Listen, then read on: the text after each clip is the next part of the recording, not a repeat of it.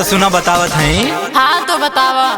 भीमी के कलमिया जो चली गईले जान, भीमी के कलमिया जो चली गईले जान, तो सारा बहुजन के किस्मतिया बदली गईले जान, तो सारा बहुजन के किस्मतिया बदली गईले जान। का बुझाइल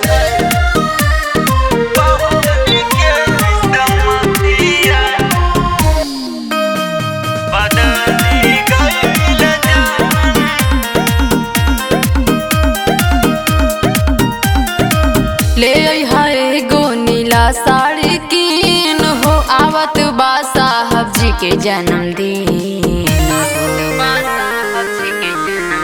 काके रखी है पूरा तैयारी धनिया, हम आवतानी धके रेल गाड़ी धनिया।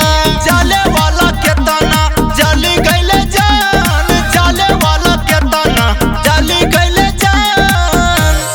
बाकी बाबा साहेब नमवाया मर करी गईले जान, त सारा बहुजन के किस्मतिया बदली गईले जान।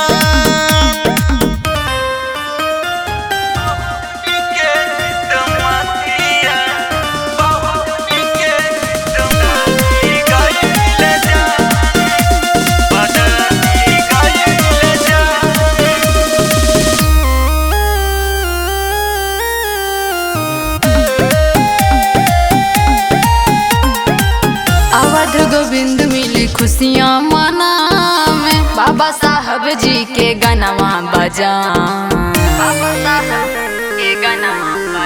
वही बाबा साहब भगवान भइले, तब जाके सबके कल्याण भइले। ऐसा इतिहास रच गईले जान, ऐसा इतिहास रच गईले जान, कि सारा बहुजन के किस्मत